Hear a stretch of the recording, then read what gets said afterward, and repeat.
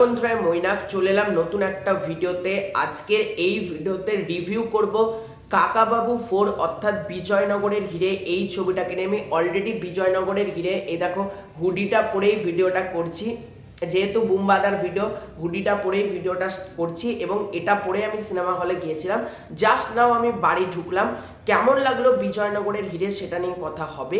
এবং একটা ব্যাপার দেখে আমার ভীষণ গর্ব হলো, সেটা হচ্ছে বুমবাদার ছবির একটা সিটও মানে ফাঁকা নেই, পুরো হল হাউসফুল।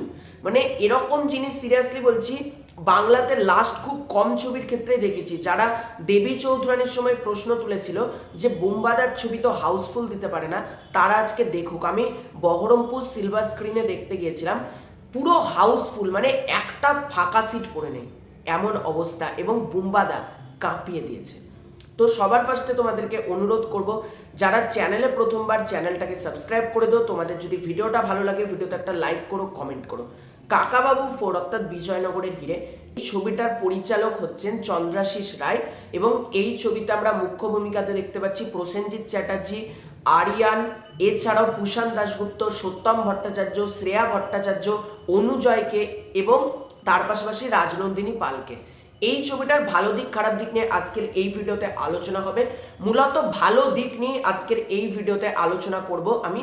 তাই এবার সরস্বতী পুজোয় যে 4টে সিনেমা মুক্তি পেয়েছে, বর্ডার 2, তোমার কাকাবাবু, হোক কলরব এবং ভানুপ্রিয়া, তার মধ্যে আমি কাকাবাবু নিয়ে বেশি এক্সাইটেড ছিলাম। তাই জন্য আমি কাকাবাবুটাই প্রথম দিন দেখতে গেলাম। কেমন লাগলো ছবিটার ভালো দিক খারাপ দিক নিয়ে আজকের এই ভিডিওতে আলোচনা হবে। এর প্রথম পজিটিভ দিক, কাকাবাবু 4 অর্থাৎ বিজয়নগরের হিরে, এই ছবির প্রথম পজিটিভ দিক হচ্ছে স্টোরি। অনেকে ইয়েতি অভিযান বা কাকাবাবুর প্রত্যাবর্তন, এই ছবির ক্ষেত্রে একটা ব্যাপার কিন্তু বলেছিল যে ছবির মধ্যে গল্পে ততটা দম পাচ্ছি না। এখানে কিন্তু গল্পে প্রচন্ড দম রয়েছে, মানে এটার গল্পটা ইটসেলফ দারুণ, মানে গল্প লেভেলে এটা এতটা সুন্দর।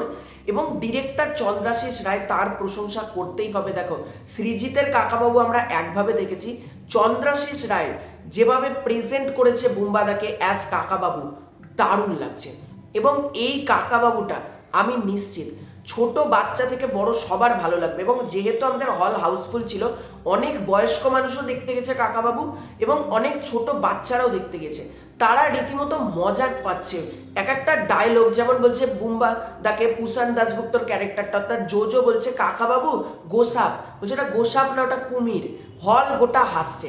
আবার এমন কিছু সংলাপ বা বুমবাদাকে যেভাবে এন্ট্রি করানো হয়, রীতিমতো হলে হাততালি পড়ছিল। এবং বুমবাদার একটা কথা বলতে হবে আমার, যেটা ভালো লাগলো, কাকাবাবু শুরুতেই গ্রাফিক্সে ওই যে গানটা বাজছে, দুর্গম হোক বা দুর্ভেদ্য কিছুই তো নেই অসাধ্য, এবং ওই কাকাবাবু মানে গ্রাফিক্সে যে সিনগুলো দেখানো হয় ওইটা আমার দারুণ লাগে। এবং কাকাবাবুর যেটাকে আমরা বলি টাইটেল কার্ড, প্রতিটা সিনেমাতেই কাকাবাবুর একটা টাইটেল কার্ড ব্যবহার করা হয়, এখানেও কাকাবাবুর টাইটেল কার্ডটা দারুণ লেগেছে। যেভাবে শুরুতে কাকাবাবুর টাইটেল কার্ডটা এসেছে অ্যানিমেশন গ্রাফিক্সের মাধ্যমে। এই ছবিতে প্রত্যেকের অভিনয় দেখো, বুমবাদা অ্যাজ কাকাবাবু, তার অভিনয় নিয়ে প্রশ্ন তোলার ক্ষমতা বা যোগ্যতা কোনোটাই আমার নেই।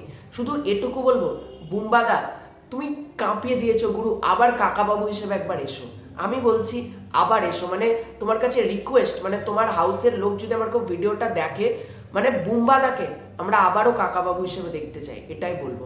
বুমবাদাকে দারুণ লেগেছে। বুমবাদা স্ক্রিন প্রেজেন্স থেকে শুরু করে বুমবাদা যা অ্যাকশন করেছে সলিড, এবং অ্যাকশন সিনে যেরকম বুমবাদাকে লাগছে, আচ্ছা আচ্ছা মানুষও সেই রকম করতে পারবে না। বুমবাদা দেখো 60 বছরের ঊর্ধ্ব একজন মানুষ, তিনি এত ভালোভাবে অ্যাকশনটা পুল অফ করেছে, আমার দারুণ লেগেছে, দারুণ। এছাড়াও পুষান দাশগুপ্ত জোজো হিসেবে যেহেতু তার ক্যারেক্টারটা নতুনভাবে ইন্ট্রোডিউস করানো হলো, জোজো চরিত্রটা আমার দারুণ লেগেছে। আরিয়ানের যে চরিত্রটা সন্তু, তাকেও ভালো লেগেছে। সত্যম ভট্টাচার্যর যে ক্যারেক্টারটা রঞ্জন, তাকে ভালো লেগেছে। তার স্ত্রী রিঙ্কু, তাকে ভালো লেগেছে। শ্রেয়া ভট্টাচার্য যে চরিত্রটা প্লে করেছে, অনুজয়, স্পেশালি অনুজয়ের কথা বলতে হবে। অনুজয় এবং রাজনন্দিনী যা পারফর্ম করেছে, বিশেষ করে অনুজয় অ্যাজ অ্যান্টাগনিস্ট, দারুণ। অনুজয় দারুণ পারফর্ম করেছে। এবং কিছু কিছু জায়গায় বুমবাদা এবং অনুজয়ের মধ্যে যে কনফ্লিক্ট বা যে অ্যাকশন মতন দেখানো হয়েছে, যা বা যে ভার্সেসটা দেখানো হয়েছে, সেটা ডেফিনেটলি আমি এনজয় করেছি। এবং বহুদিন বাদ একটা ছবি দেখে আমি ফুল অন এনজয় করেছি, এবং আমি বলে না, যারা যারা হলে বসেছিল প্রত্যেকে এনজয় করেছে বুম্বাদাকে এবং পুরো ছবিটাকে, এটা বলতে পারি। ছবিতে ডায়লগের কাজ দেখো, আমার যেটা লাস্ট ছবি এসেছিল কাকাবাবুর প্রত্যাবর্তন, যেটা সেখানে আমার একটা জিনিস প্রবলেম হয়েছিল, অত্যাধিক পরিমাণে ইংরেজি ভাষার ব্যবহারের জন্য কিছু কিছু সময় হালকা বোরিং লাগছিল আমার, যেটা কাকাবাবুর প্রত্যাবর্তন। এখানে কিছু কিছু জায়গায় কিন্তু কান্নাড় ভাষা ব্যবহার করা হয়েছে, কিন্তু কোনো particular as a single moment তোমাদেরকে বোর ফিল করাবে না। মানে আমি ভাবছি এত তাড়াতাড়ি শেষ হয়ে গেল, তারপরে হচ্ছে 1 ঘন্টা 50 মিনিটের ছবি, তো শেষ তো হয়ে গেল।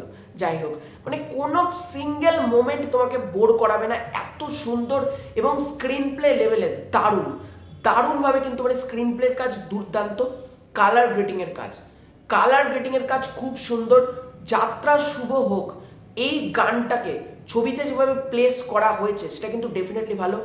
বুম্বাদা এবং চিরঞ্জিত বাবু, এই দুজনের মধ্যে যে যে সিনগুলো দেখানো হয়েছে, এবং বুম্বাদা, তার তো কাকাবাবু বুঝতেই পারছো তার পা ভেঙে গেছে, এবার পা ভাঙার যে ফ্ল্যাশব্যাক পোর্শনটা দেখানো হয় সেটা কিন্তু প্রচন্ড ইমোশনও করবে, মানে অনেক দর্শককে। যে ফ্ল্যাশব্যাক পোর্শনটা দেখানো হয় সাদা কালোতে, বুম্বাদার পা ভেঙে যায় যে জায়গাটায়, অর্থাৎ কাকাবাবু চরিত্রটা, তারপর থেকে সে ক্রাচে হাঁটে, এবং বুম্বাদার গুরুর চরিত্রটা প্লে করছে চিরঞ্জিত বাবু, এবং চিরঞ্জিত বাবুর চরিত্রের সাথে এমন একটা কিছু ঘটে, এবার গল্পটা অন্যদিকে মোড় নেয়। আমি ডিটেলসে কিছু ঢুকছি না, কারণ তাহলে স্পয়লার দেওয়া হয়ে যাবে।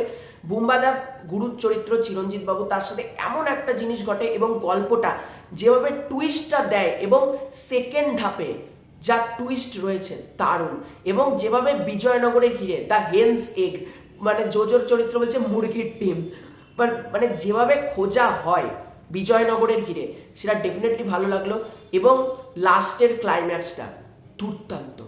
এবার যদি বলো এই ছবির নেগেটিভ দিক, দেখো এই ছবিতে আমার একটা জিনিসই নেগেটিভ দিক লেগেছে, এই ছবিটা একটু বড় হতে পারতো। মানে এত তাড়াতাড়ি শেষ হয়ে গেল কেন?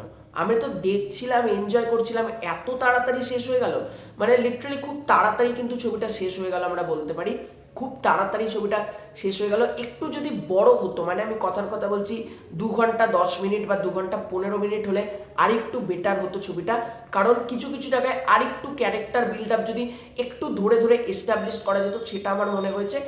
আর দু একটা গান যদি গল্পের মধ্যে দেখানো যেত তাহলে ভালো হতো, মানে ব্যাকগ্রাউন্ডে যদি আরো দু একটা গান আসতো সেক্ষেত্রে ভালো হতো, এটাই যে আমার মনে হয়েছে। ওভারঅলে কাকাবাবু 4 বা বিজয়নগরের ঘিরে it's a must watch film, অবশ্যই তোমরা হলে গিয়ে দেখো।